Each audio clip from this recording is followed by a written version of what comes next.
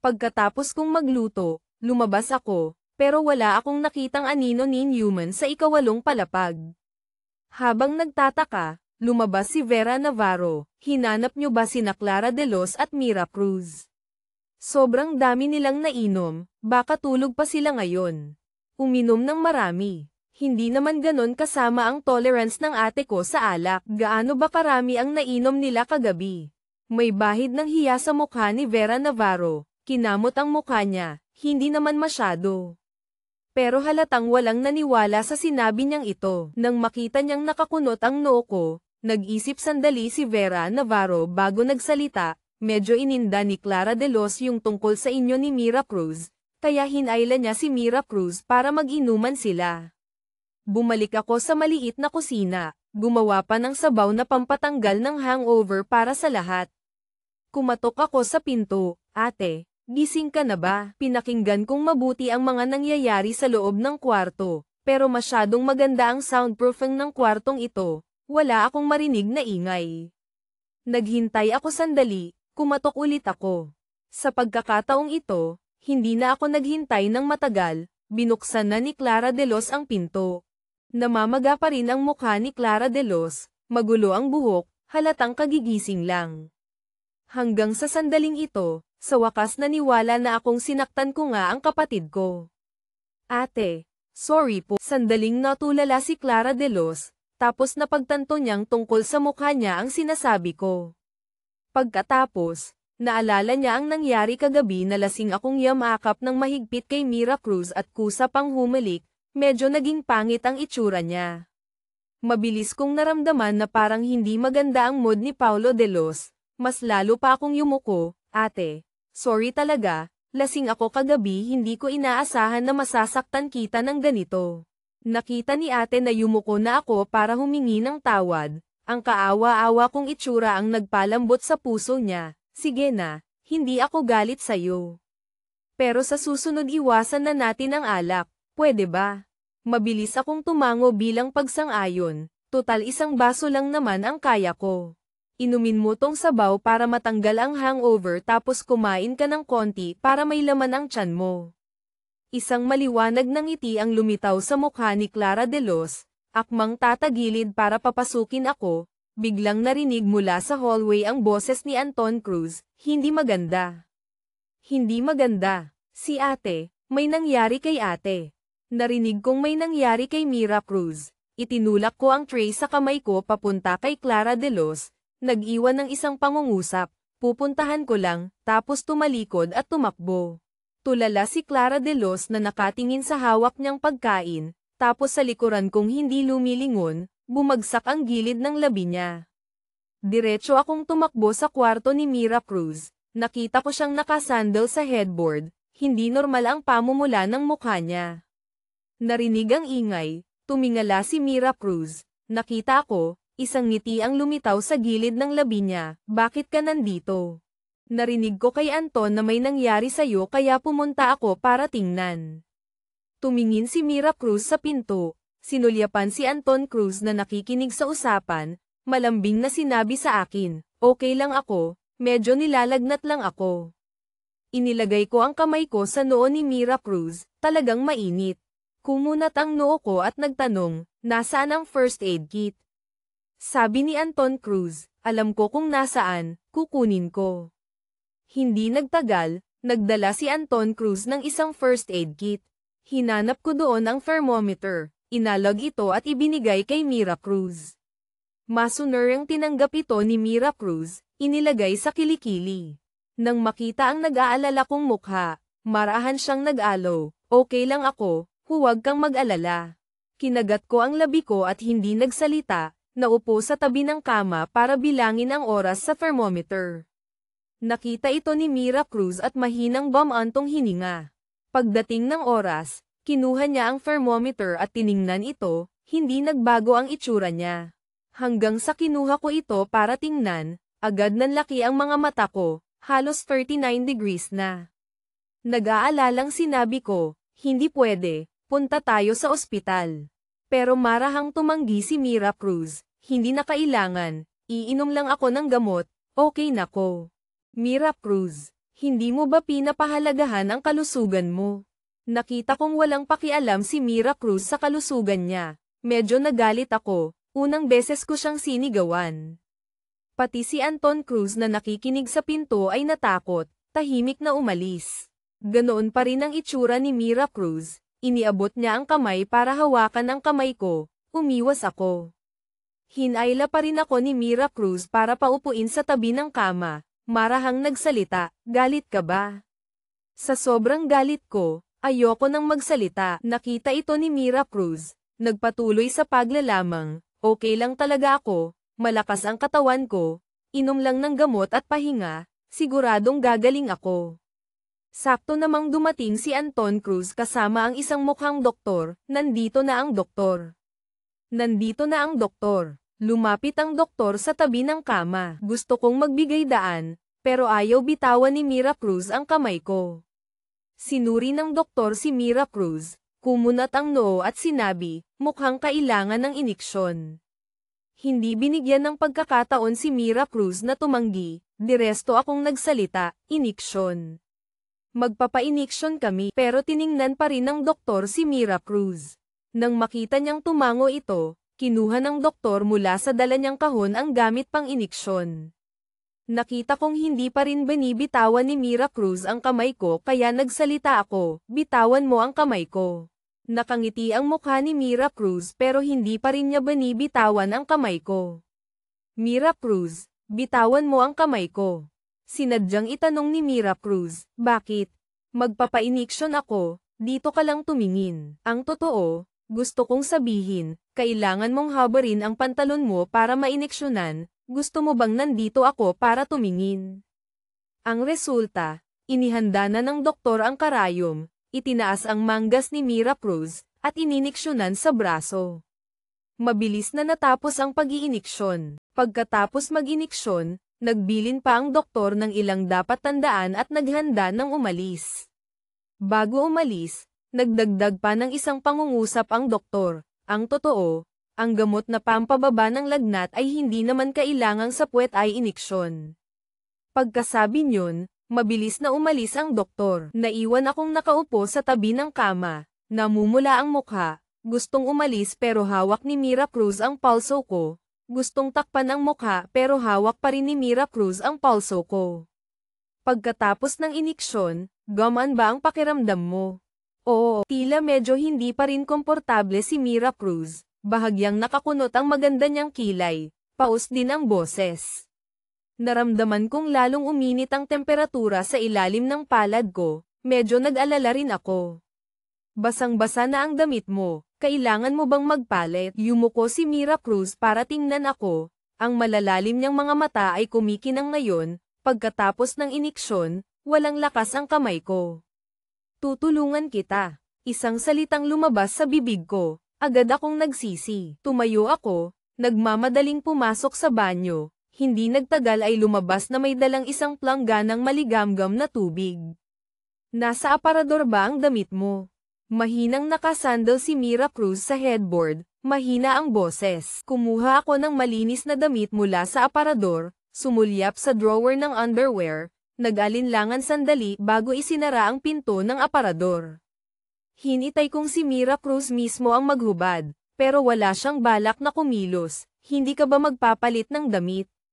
Walang lakas ang kamay ko. Nag-alinlangan ako ng ilang segundo, naupo sa tabi ni Mira Cruz, dumampi ang daliri ko sa butones ng kanyang pantulog. Sa huli, biglang may naisip, sinabi, tawagin ko na lang kaya ang mga kaibigan mo dito.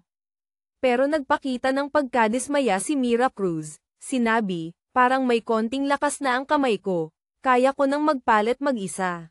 Nagmadali akong lumabas. Wala akong nakitang anino ni Anton Cruz sa labas. Naisip kong baka hindi pa kumakain si Mira Cruz, kaya pumunta ulit ako sa maliit na kusina. Pagkatapos magpunas ni Mira Cruz, tahimik siyang nahiga sa kama. Inaantok na, kaya ipinikit niya ang mga mata para hayaang dalawin ng antok. Kaso, kakapikit pa lang, narinig niya ang ingay sa labas kaya dahan-dahan niyang minulat ang mga mata. May dala akong tray na pumasok. Nakasandal si Mira Cruz sa headboard. Akala ko hindi na ako papansinin ni Kuya Paulo. Pumunta lang ako para gumawa ng konting pagkain para sa'yo. Hindi ka pa kumakain, di ba? Oo, walang gana. Ito ang totoo. Hindi madalas magkasakit si Mira Cruz. Pero sa sandaling ito, wala talaga siyang kahit anong ganang kumain. Nahihiya kong tiningnan ang inihandang lugaw, kain ka kaya ng konti. Hindi nagsalita si Mira Cruz, nakatitig lang sa akin. Nag-alinlangan ako sandali, susubuan kita. Biglang ngumiti si Mira Cruz, kung ganoon, aabalahin ko na si Kuya Paulo ko. Medyo nahiya ako sa sinabi niya, kinuha ang mangkok ng lugaw, sumandok ng isang kutsara, marahang hinaypan bago iabot sa bibig ni Mira Cruz. Halos walang pag-aalinlangan si Mira Cruz, binuka ang bibig at kumain. Nang makitang maganda pa ang gana niya, sumandok ulit ako ng isang kutsara, hinaypan, at iniabot sa bibig niya. Ganoon lang, kutsara bawat kutsara, naubos ang isang mangkok ng lugaw. Gusto mo pa ba ng konti? Marahang umiling si Mira Cruz. Tumango ako, hindi pinilit, inilagay ang walang lamang mangkok sa gilid. Matulog ka muna sandali, kanina parang medyo inaantok ka na.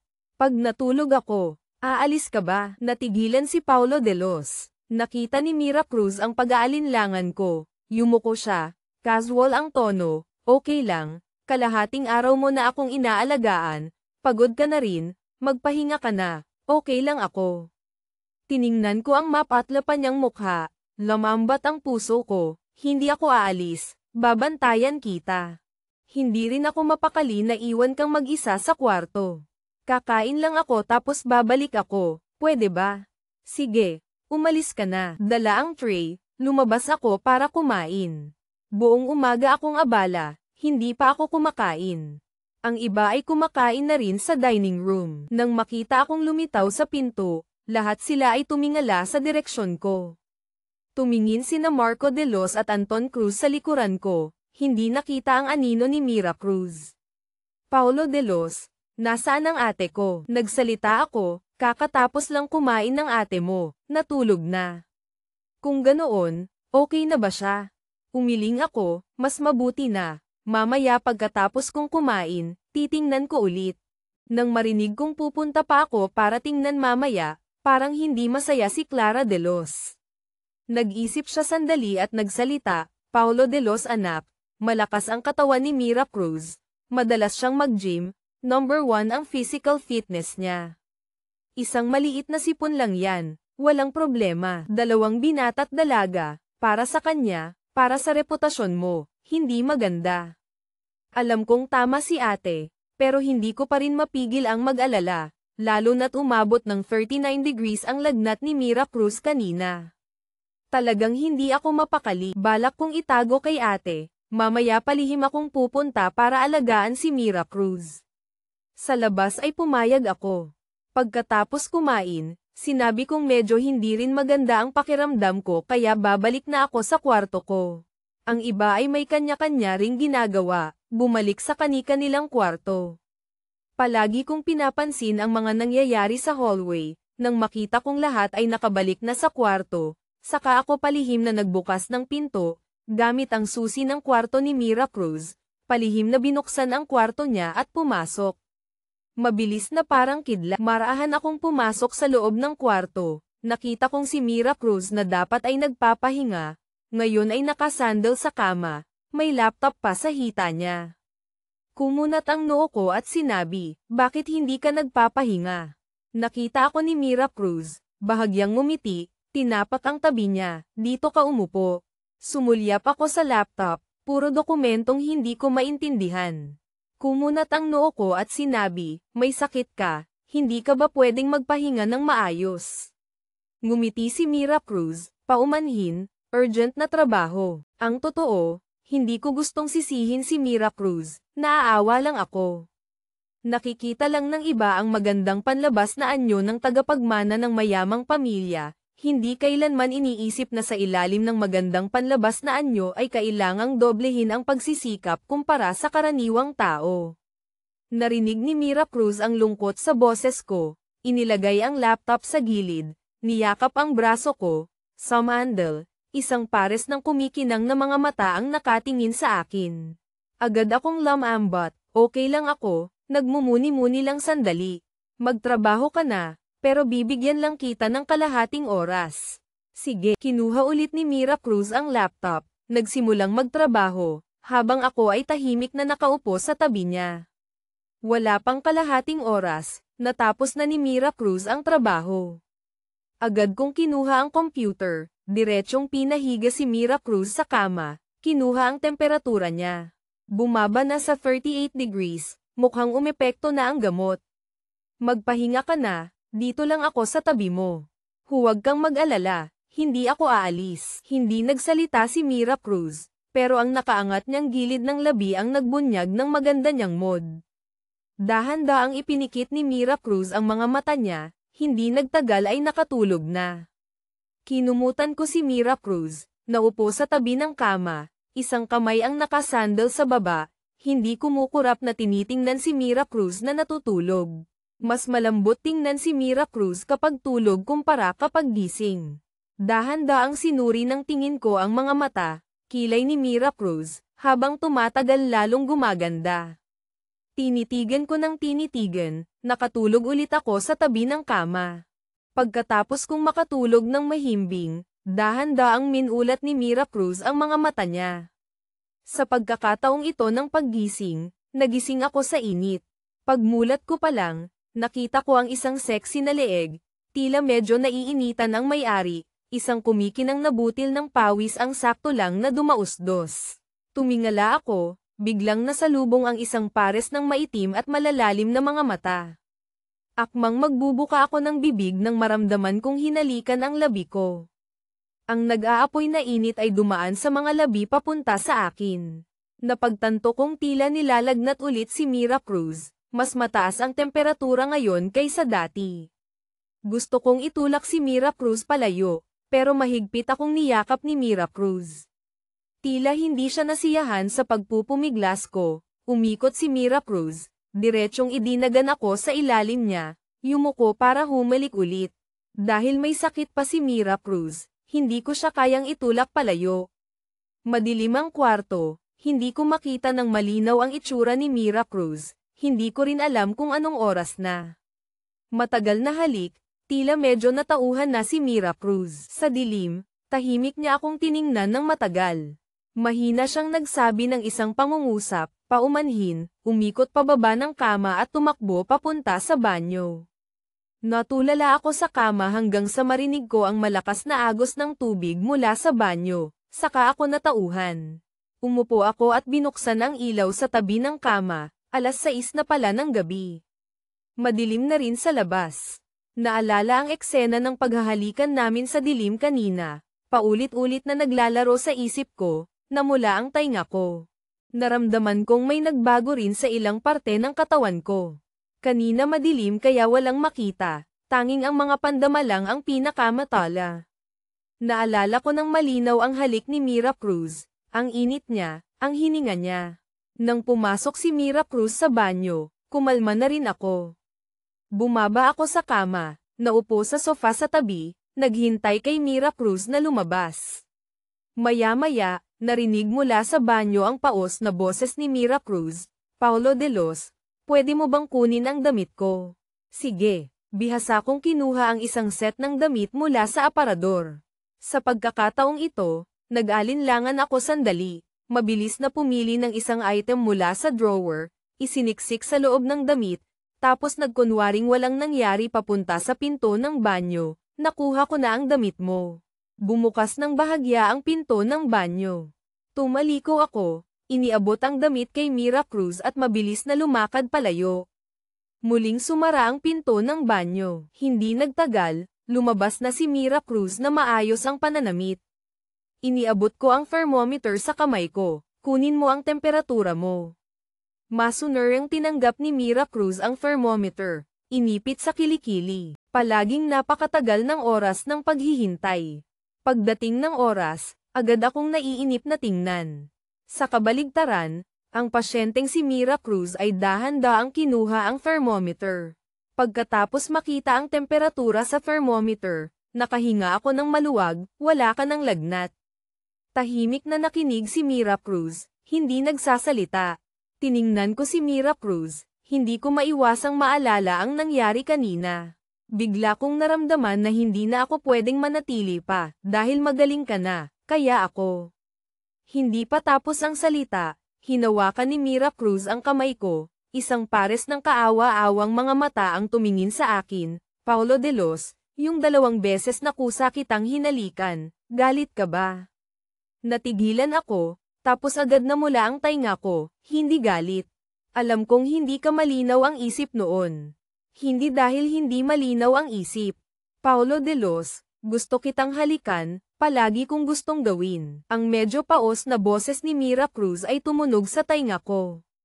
Ang prangka niyang pagsasalita ang nagpawala sa akin ng sasabihin. Pagkatapos, iniwas ko ang tingin ko, hindi siya tiningnan. Tinaasan ng kilay si Mira Cruz. Ano ang ibig sabihin ng O, ni Paulo de Los? Ibig sabihin alam mong palagi kitang gustong halikan, o ang totoo gusto mo ring mahalikan kita. 2 beses gumalaw ang lalamunan ko, napabuntong hininga ako at sinabi, may mga bagay na alam mo na, itago mo na lang sa puso mo, huwag mo nang sabihin. Hindi ko nakita sa tabi ang gilid ng labi ni Mira Cruz na baliw na nakaangat. Biglang sumugod si Mira Cruz palapit, damaikit, kung ganoon, halik muna. Tiningnan ako ni Mira Cruz nang hindi nagsasalita. Dahan-dahan niyang ipinikit ang mga mata niya sa harap ko. Isang kamay ko ang inilagay sa likod ng batok niya, direktang dumampi ang labi ko. Iba ang halik na ito sa lahat ng nauna. Para akong dahan-daang tumitikim ng masarap na pagkain, dahan-daang nilalasap ang lasa nito. Napakatagal ng halik, napakatagal, matagal na pagkatapos naming maghiwalay, pareho kaming medyo hinihingal. Sumandal si Mira Cruz sa noo ko, marahang hinaplos ng daliri niya ang labi niya. Nagsalita ako, sabi nila kapag malapit nang gumaling ang sipon, pinakamataas ang tsansang makahawa. Unang natigilan si Mira Cruz, tapos diretsong natawa. Niyakap niya ang bewang ko, isinubsob ang sarili sa dibdib ko. Hindi ko maintindihan kung ano ang tinatawanan ni Mira Cruz. Pero masunurin ko siyang hinayaang yamakap, iniisip ang ibang bagay sa puso ko, dapat na bang magbago ang relasyon namin ni Mira Cruz? Parang hindi maganda kung ganito lang kami ka-awkward. Nakita ni Mira Cruz na nag-iisip ako kaya malambing siyang nagsalita, Paulo de Los, anong iniisip mo? Iniisip ko, dapat na bang umusad ng isang hakbang ang relasyon natin? Nang makitang hindi sumasagot si Mira Cruz, ako na ang nagpaliwanag, naka-move on na ako kay Kiara Santos, bakante na rin ang puso ko. Pakiramdam ko sa'yo, meron pa rin akong. Marahang ipinatong ni Mira Cruz ang daliri niya sa labi ko, Paulo de Los, hayaan mong ako ang magtapat. Akmang magpapaliwanag ako, narinig na ang malambing na boses ni Mira Cruz, Paulo de Los, mula sa unang segundo na nakita kita, nahulog agad ang loob ko sa'yo. Gusto mo bang maging boyfriend ko? Hayaan mong alagaan kita, mahalin kita, makipag-date sa akin na may intensyong magpakasal, pwede ba? Hindi ko inaasahan na ganito kaseryoso si Mira Cruz. Tiningnan ang kumikinang na liwanag sa mga mata niya, naantig din ako, gusto kong makasama ka. Ngumiti si Mira Cruz, iniabot ang kamay para yakapin ako ng mahigpit. Iniabot ko ang kamay ko para hawakan ang mukha ni Mira Cruz. Hinalikan ang labi niya. Niyakap ni Mira Cruz ang leeg ko. Isang matagal at mapusok na halik. Nang maghiwalay, parehong may ngiti sa gilid ng labi namin. Sabi ni Mira Cruz, hindi ba't sabi mo makakahawa ang halik? Natatawa kong sinabi, hindi ba nakahawa ang mga naunang halik? Nahawaan mo na ako, kulang pa ba tong isang to? Natawa si Mira Cruz, sumang-ayon at tumango, tama si Paulo de Los. Pagkasabi niyon, nagkatinginan silang dalawa at nagtawanan. Nang umalis ako sa kwarto ni Mira Cruz, pagbukas ko pa lang ng pinto, nakita ko si Clara de Los. Nasa mukha ni Clara de Los ang itsurang, sabi ko na nga ba. Lumingon siya kay Mira Cruz sa tabi ko, Malamig na nangot siya ng isang beses, sige na, sa buong syudad, ikaw lang ang medyo karapat-dapat para sa kapatid ko. Yung tungkol sa inyo ng kapatid ko, bilang ate, pumapayag na ako. Mahinang ngumiti si Mira Cruz, nasa sayo ba kung hindi ka papayag? Tiningnan ko si Mira Cruz tapos si Clara de Los, nang makitang nagkaayos na silang dalawa, natuwa ako, ate, kami na ni Mira Cruz. Sa susunod huwag mo na siyang aawayin. Natigilan ang lahat, sabay-sabay, ano? Kayo na, nagulat ako. Hindi masayang tiningnan sila ni Mira Cruz, kakakumpirma lang ng relasyon namin, naghalikan na kami, kailangan kong managot.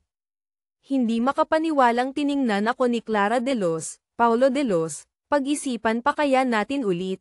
Tiningnan ko si Mira Cruz sa likod ko, medyo nahihiyang nagsalita, tama si Mira Cruz, naghalikan na kami, hindi ba medyo masama kung hindi namin kumpirmahin ang relasyon? Talagang napakaganda ng physical fitness ni Mira Cruz, kinabukasan ay ganap na siyang magaling. Malapit na ring matapos ang biyahe sa hot spring. Gabi bago umalis, nagpa siya akong maligo ulit sa hot spring. Tutal ilang araw na ako dito, isang beses ko lang na-enjoy. Ang malawak na pool ay ako lang ang tao, pakiramdam ko para akong nag-rent ng buong lugar. Komportable akong sumandal sa gilid ng pool, nakababad sa mainit na tubig, nasiyahang bumantong hininga. May malamyos pang musika sa private bathroom. Ipinikit ko ang mga mata ko, nakapatong ang dalawang kamay sa gilid ng hot spring pool, marahang tumatapik ang mga daliri ko sa ritmo. Dahil masyadong na-enjoy ang pagligo, hindi ko napansin na may pumasok na tao sa private bathroom, tapos marahang lumakad papunta sa hot spring pool. Sa malabong usok, malabong lumitaw ang isang payat na anyo. Tahimik na bumaba sa tubig ang taong iyon. Narinig ko ang ingay, automatikong lumingon, pero wala akong nakitang tao. Nagtataka akong lumingon ulit, pero maya-maya lang, may narinig ulit akong ingay sa likuran. Lumingon ulit ako, pero wala pa ring tao. Sa pangatlong beses na makarinig ako ng ingay sa likuran, hindi ako nagmadaling lumingon kundi tahimik na naghintay sandali bago biglang lumingon. Array. Napamura ako ng isang beses, automatikong umatras ng isang hakbang, muntik nang mahulog sa tubig. Bigla, naramdaman kong hinawakan ng isang malambot na kamay ang braso ko. Nakatayo si Mira Cruz sa likuran ko, yakap ang bewang ko. Kumurap si Paulo de Los habang nakatingin sa kanya, nagtanong, Mira Cruz. Paano ka nakapasok dito? Panglalaki tong banyo, alam ko. Pumasok ka pa rin. Baka sakali. Alam kong hindi pupunta sina Marco de Los kaya sinundan kita. Medyo nawalan ako ng magagawa. Kahit ako lang mag-isa dito, hindi ka pa rin pwedeng pumasok. Medyo naging seryoso ang itsura ni Mira Cruz, Paulo de Los. Maaaring hindi ka maniwala, pero pakiramdam ko talaga medyo hindi ako mapakali kaya sinundan kita. Nakita kong seryoso siya sa sinasabi niya, kaya hindi na ako nagsalita pa. Sakto namang isang sigaw ang bumasag sa katahimikan ng hot spring area. Mabilis akong hinayla ni Mira Cruz paahon sa pampang. Saka ko lang napansin na hindi pang hot spring ang suot ni Mira Cruz. Paglabas namin, puno ng mga taong nagpapanik at tumatakbo sa hallway. Ang mga taong iyon ay galing sa hot spring, kaya kanya-kanyang gusot ang damit, may ilan pang hubad na walang suot. Hindi kalayuan, may isang babaeng baliw na may hawak na fruit knife at nananakit. Si Sofia Lopez ang may-ari ng Hot Spring Resort. Nang marinig na may nangyaring madugong insidente sa resort, agad siyang nagdala ng mga security guard. Nang makita ni Sofia Lopez na may dalang mga tao, hindi na nag-alala pa si Mira Cruz. Hinayla ako para umalis na sana. Biglang may lumitaw na isa pang babae sa tabi na may hawak na kutsilyo. Mabilis ang reaksyon ni Mira Cruz, isang paikat na sipa ang nagpatamba sa babae. Tiningnan ko siya nang may pag-aalala, okay ka lang ba? Dapat ako ang gumawa niyan, paano kung nasaktan ka? Ngumiti si Mira Cruz, Paulo de Los, nag-aalala ka ba sa akin? May black belt ako sa taekwondo, okay lang ako, huwag kang mag-alala. Sinaman ko siya ng tingin. Dinala ni Sofia Lopez ang mga security guard para igapos ang mga tao. Naging seryoso ang itsura ni Mira Cruz, na imbestigahan na ba ng malinaw? Paano nakapasok ang dalawang ito? Pagdating sa usapang ito, naging seryoso rin ang itsura ni Sofia Lopez, tumutulong si Tito Navarro sa pagtatanong, naniniwala akong magkakaroon agad ng resulta. Alam kong kaya niyang ayusin ito ng maayos, kaya naghanda na kami ni Mira Cruz na umakyat sa kwarto. Sakto namang nalaman ni na Anton Cruz at Marco de Los ang tungkol sa pananakit sa baba, naghahanda silang bumaba para tingnan. Pagbukas pa lang ng pinto ng elevator, nakita na nila kami ni Mira Cruz. Ikinwento ni Mira Cruz sa kanila ang sitwasyon sa baba, saka lang sila nakahinga ng maluwag. Biglang sumigaw si Anton Cruz, "Ay! Paulo de Los, bakit may dugo sa damit mo?" Lahat ng tingin ay napunta sa akin. Akmang magpapaliwanag akong hindi iyon dugo ko nang hilahin ako ni Mira Cruz, mabilis na naglakad pabalik sa kwarto. Pinaupo ako ni Mira Cruz sa kama, siya mismo ang sumuri sa akin. Sa pinto, dahil nag-aalala si ate sa kalagayan ko kaya hindi siya umalis. Nang makitang lumabas kami ni Mira Cruz, nag-aalalang nagtanong si Clara de Los, "Kumusta? Nasaktan ka ba?" Nawalan ako ng magagawa at nagsalita, "Ate, huwag kang mag-alala, okay lang ako. Yung dugo hindi sa akin, baka nadikitan lang ako kanina." Mabuti naman kung ganoon, mabuti naman. Nangyari ang ganitong bagay dito, dapat umuwi na tayo ng maaga. Nag-usap-usap ang lahat, nakitang posible kaya nag-impake na sila at umalis agad. Nanatili sina Vera Navarro at Chloe Rivera sa Hot Spring Resort para tumulong sa pag-aayos ng mga natitirang gawain. Sina Sofia Lopez at ang iba pa, may kapangyarihan at impluwensya ang pamilya, dagdag pa na si Vera Navarro ay ikatlong henerasyon ng militar, napakadaling malaman ang pagkatao ng dalawang baliw. Sa pamamagitan ng imbestigasyon, ang dalawang baliw na may hawak na fruit knife na lumitaw sa Hot Spring Resort ay mag-ina. Malapit nang malugi ang kumpanya nila, ang ama ng anak na babae ay naubusan na rin ng pera at tumakas. Desperado na ang dalawa, naging baluktot na rin ang pag-iisip, tapos nagkataong nalaman nilang ang lalaking tumakas dala ang pera ay hindi pa umalis sa mundo at kasama ang pangatlong babae sa Hot Spring Resort ni Sofia Lopez. Kaya naman, nag-disguise ang mag-ina para makapasok sa resort. Ang unang biktima ay ang pangatlong babae.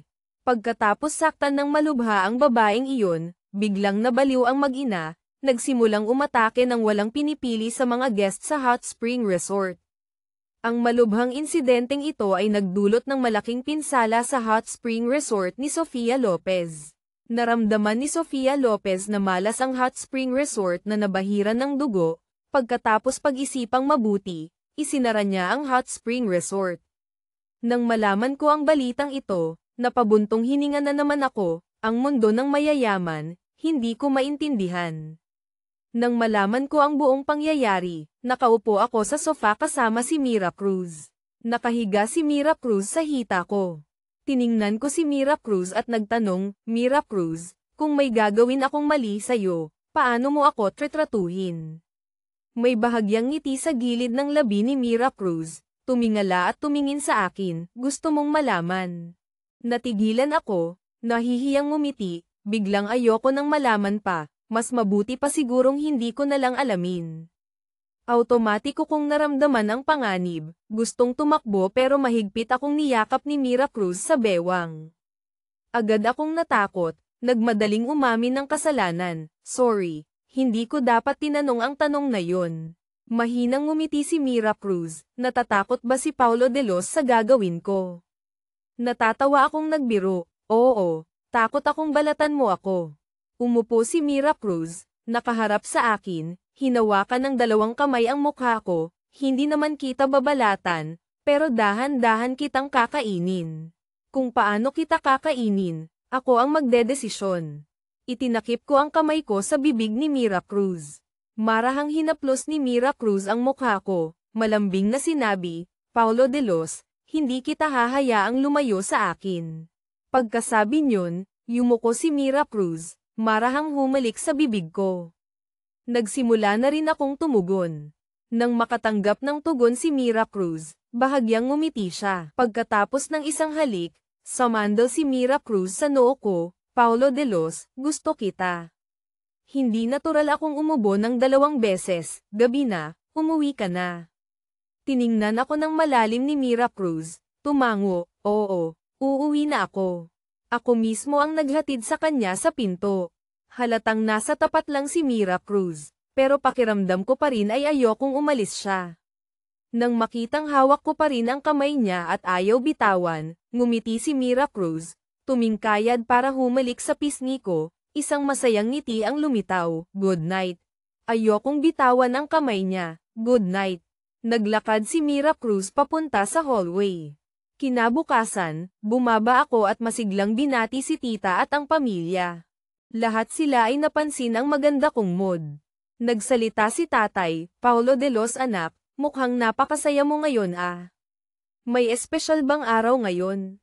Hindi pa ako nakakapagsalita, narinig sa tabi ang mahinahon na boses ni Clara de Los, ngayon ang interview ni Paulo de Los sa Cruz Group. Nang banggitin iyon ni Clara de Los, sakalang napagtanto ni tatay. Ako, para hindi maging espesyal, pumunta sa Cruz Group at sinunod ang normal na proseso.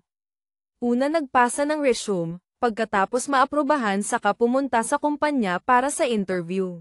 At para hindi mabisto ang pagkatao kong bilang young master ng pamilyang De Los, nang pumunta ako sa interview, sinadya kong magsuot ng ordinaryong suit, ang buong kasuutan ay wala pang 500 pesos. Sobrang nasiyahan ako sa itsura ko ngayon, masiglang isinuot ang murang suit na iyon, umikot sa harap ng pamilya para ipagyabang ang itsura. Tiningnan ng buong pamilya ang suot ko na may hindi maipaliwanag na itsura. Hindi nila inaasahan na isang araw ay lilito ang ganito kamurang damit sa bahay ng mga De Los. Binuka ni nanay ang bibig niya, pero nang makita ang nasiyahan kong mukha, tahimik niyang nilunok ang sasabihin, pwede na rin, kung gusto mong isuot, isuot mo na. Nagpahatid ako sa driver ng bahay sa lugar na madaling makasakay ng taxi, tapos ako na mismo ang sumakay ng taxi papunta sa tamang oras sa ilalim ng gusali ng Cruz Group. Tiningnan ko ang marangya at kahanga-hangang gusali ng kumpanya, bigla kong naramdaman ang determinasyon. Ang Cruz Group ay isa sa mga nangungunang korporasyon, maraming tao ang nagsisiksikan para makapasok. At ako, aasa pa rin sa sarili kong kakayahan para makapasok sa kumpanya ni Mira Cruz. Kasama ang ibang mga aplikante, sumakay ako ng elevator paakyat sa ika-6 na palapag ng gusali ng Cruz Group. Ang assistant na responsable sa pagsalubong sa mga aplikante ay matagal nang naghihintay doon. Sumulyap ang assistant sa lahat ng aplikante, tumigil sa akin ng 1 segundo. Bukod dito, tiningnan din ng assistant ang 2 lalaki, isang maayos manamit, ang isa naman ay katulad ng suot ko, isang ordinaryong itim na suit. Nang makitang kumpleto na ang lahat, nagsalita ang assistant, pumasok kayo para kumuha ng numero, kung anong numero ang tawagin, siya ang papasok sa opisina para sa interview. Lahat ng aplikante ay lumapit sa assistant para kunin ang kani-kanilang numero. Sakto namang nasa gitna ako ng 2 lalaking mas tiningnan ng assistant kanina. Ang lalaki sa harap ko ay mukhang napakadesente, ang itim na suot niya ay kapareho pa ng sa akin.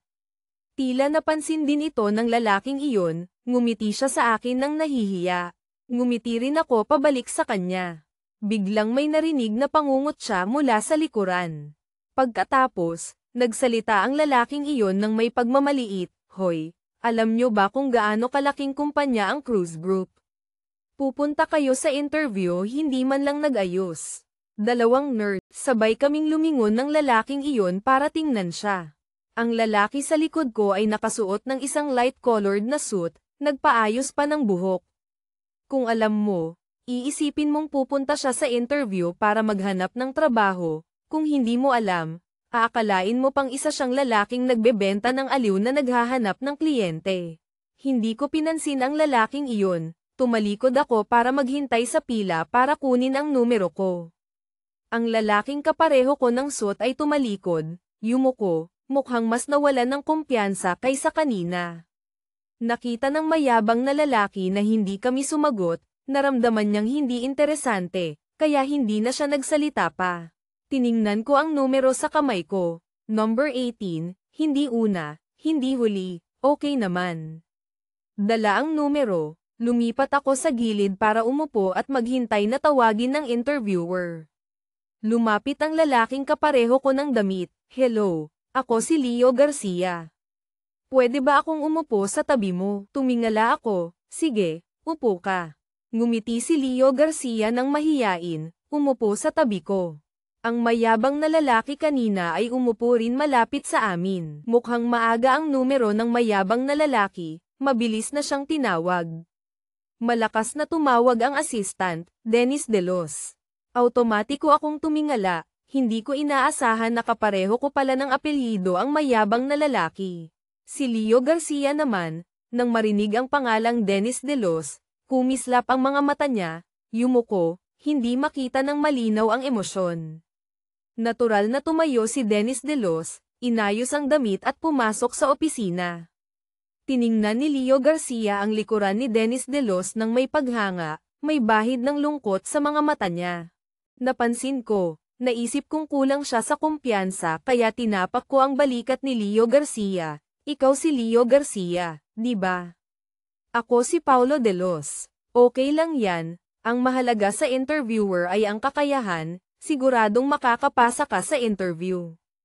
Narinig iyon ni Leo Garcia pero lalo siyang yumuko, hindi pa nakakapagsalita ng mga salitang nawawalan ng pag-asa. Nagsalita ulit ako, taas noo. Lakasan mo ang loob mo. Kaya mo yan. Nang makita ni Leo Garcia ang paghihikayat sa mga mata ko, ngumiti siya, salamat sa'yo, Paulo Delos. Walang anuman, hindi nagtagal, mayabang na lumabas si Dennis Delos. Nang dumaan siya sa amin, sinadya niyang tingnan bago mabilis na pumunta sa water dispenser. Maya-maya lang, may dalang isang basong mainit na tubig si Dennis Delos. Nang dumaan siya sa tabi ko, hindi lumihis, hindi sumakto, tumapon sa damit ko ang laman ng baso. Agad na nagkunwaring natarante si Dennis Delos, sorry hindi ko nahawakan ng maigi. Hindi ka naman galit sa akin, di ba? Tiningnan ko si Dennis Delos, nakita ko ng malinaw ang pagyayabang sa mga mata niya. Tumayo ako. Kinuha ang natitirang kalahating basong tubig sa kamay ni Dennis Delos, diretsong ibinuhos sa ulo niya. Tiningnan ko ang kawawa niyang itsura, ngumiti ako, syempre hindi ako galit sa'yo, kasi kung may atraso sa akin, binabalik ko agad. Hindi ko rin nahawakan ng maigi kanina, hindi ka rin naman galit sa akin, di ba? Natigilan sandali si Dennis Delos bago sumabog sa isang mura, ***. Puno ng galit siyang tumingin sa akin, ano bang pinagsasabi nito? Kung nakakamatay lang ang tingin, marahil ay pinagpira-piraso na niya ako ngayon. Walang laman na ang disposable cup, kalmado ko itong itinapon sa gilid. Tiningnan siya, ganti lang, natutunan ko lang din sayo. Puno ng galit na tiningnan ako ni Dennis Delos. Itinaas niya ang kamao para suntukin ako. Narinig ng assistant ang ingay. Mabilis na tumakbo palapit. Nang makitang kami ni Dennis Delos ang gumagawa ng gulo, medyo komplikado ang itsura niya, nagtanong, anong nangyayari dito? Bago pa makapagsumbong si Dennis Delos, kalmado kong sinabi sa kanya, basa na ang damit mo, hindi mo ba kailangang magpalit ng iba?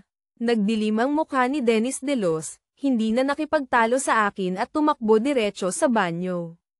Ngumiti ako habang lumingon sa assistant, paumanhin sa pag-istorbo sa interview. Medyo nagulat din ang assistant, tulala akong tiningnan, walang anuman, mag-ingat lang kayo. Pagkasabi niyo ng assistant, umalis na siya. Kalmado akong umupo, nakita kong puno ng paghanga akong tinitingnan ni Leo Garcia, bakit? Ang galing mo pala. Natigilan ako tapos ngumiti, Leo Garcia, dapat mong tandaan, kapag masyado kang mahina, mas lalo ka lang aapihin ng iba. Kapag matigas ka lang, saka ka hindi babalewalain ng iba. Pinag-isipan ni Leo Garcia ang mga salitang ito, tumango na parang may napagtanto, naintindihan ko na. Nga pala, basa na ang shirt mo, gusto mo bang patuyuin?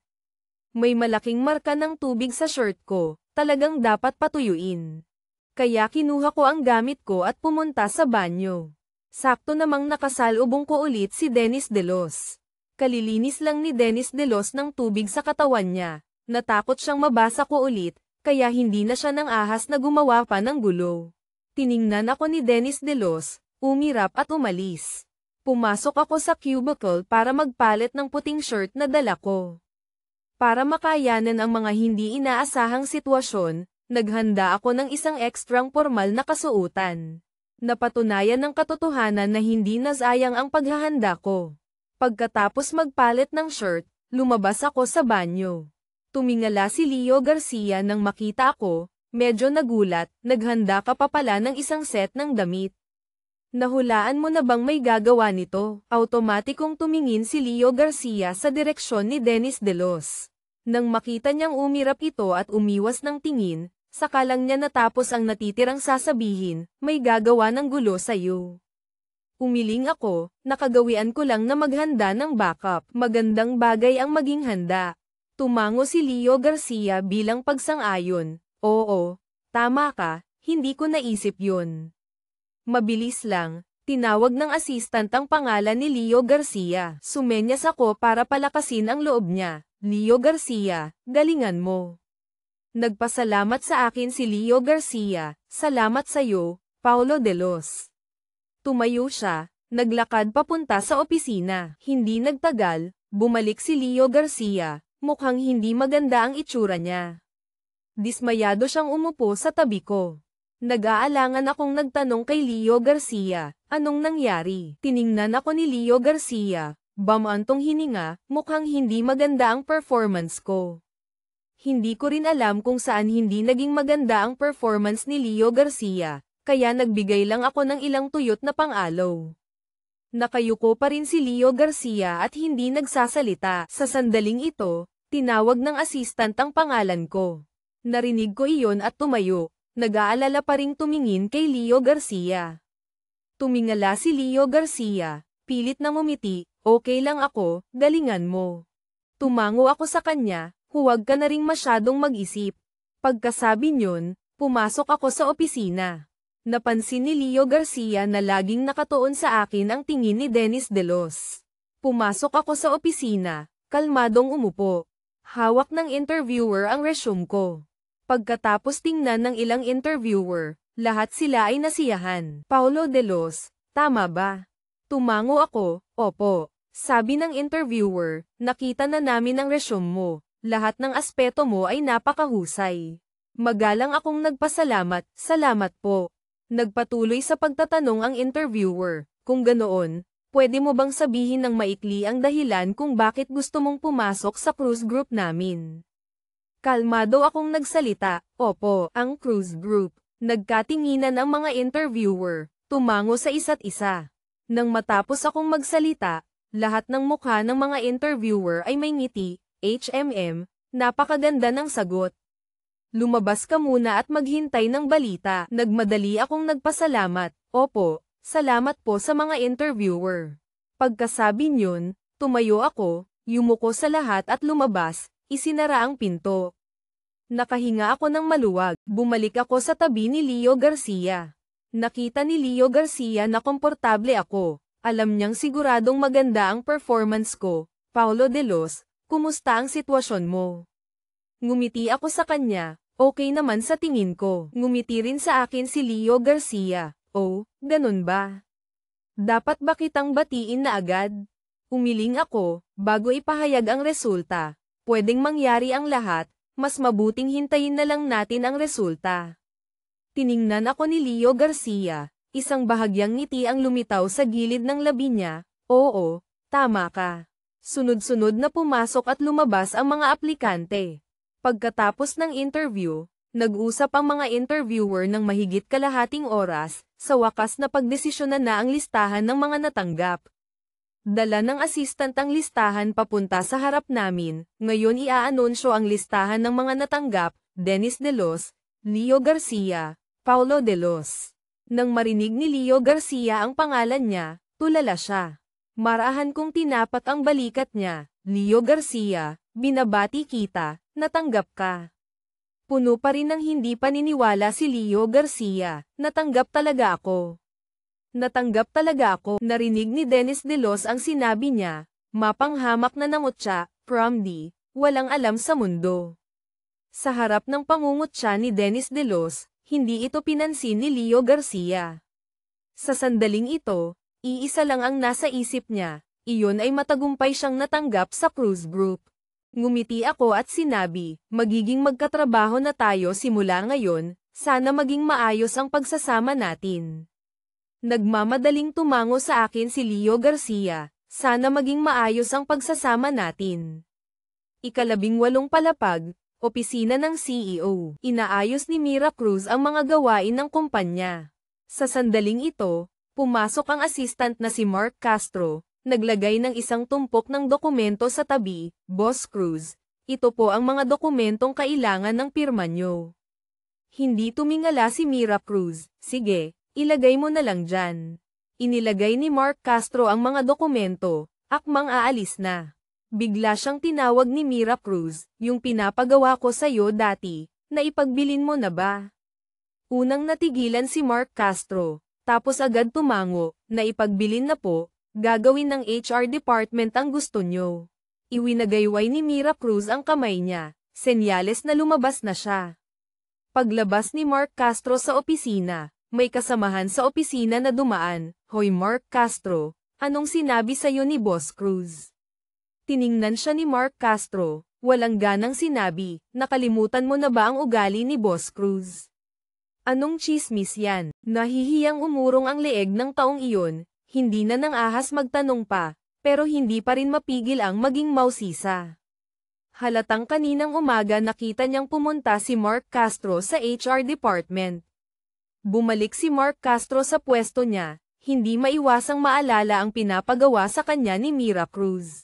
Tinago ni Mira Cruz sa akin na binigyan niya ako ng kaunting pabor sa kumpanya, pero hindi isiniwalat ang pagkatao ko. Sinabi lang kay Mark Castro na sabihin sa HR department na kapag nag-aayos ng trabaho, subukang ayusin para sa akin ang mas magaan na trabaho. Sa kabilang banda, pagkatapos matanggap, diretsong dinala kami ng manager sa aming mga pwesto. Nagkataon na kami ni Dennis De Los at Leo Garcia ay napunta sa sales department. Ang sales department ang pinakaabala, pero ito rin ang departamentong pinakamadaling ma-promote. Dinala kami sa sales department. Nag-usap sandali ang dalawang manager ng department, umalis na ang manager ng HR department. Dinala kami ng manager ng sales department na si Diana Morales sa aming mga pwesto. Ang mga pwestong inayos para kina Dennis De Los at Leo Garcia ay parehong maganda, maganda ang view, maganda rin ang kapaligiran. Pero pagdating sa akin, hindi na ganun kaganda, napakapangit ng view, malapit sa banyo. Pakiramdam ko sinasadya akong puntiryahin nitong si Diana Morales, marahil iniisip niyang wala akong magandang background tulad ni Dennis De Los. Pero wala akong balak na ibunyag ang pagkatao ko, kaya titiisin ko na lang. Nakita ni Dennis De Los na napapahamak ako, sobrang saya niya, lumingon kay Diana Morales at nagpakitang gilas. Hindi rin inaasahan ni Leo Garcia na magandang pwesto ang mapupunta sa kanya, akala niya ang pwesto ko ang para sa kanya. Medyo nahihiya siyang nagsabi sa akin, gusto mo bang magpalit tayo?